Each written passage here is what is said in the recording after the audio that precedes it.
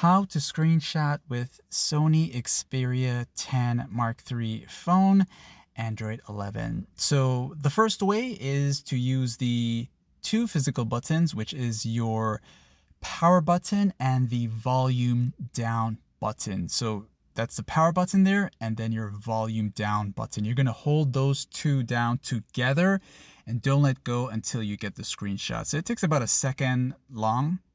So once you hold it down for about a second, you should see the screenshot appear along with some other options that you can use, such as share and edit.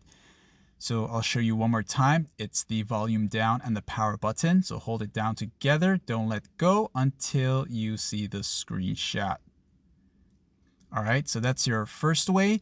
Now the other way, if you have some apps open already and you tap on the recents button, that one right there, you will see the option to screenshot.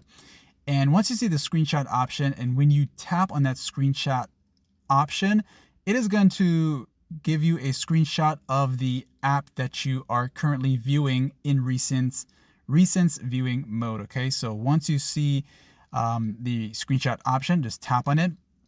It'll give you that screenshot, and that's it. So do hit that like, share, sub, and thanks for watching.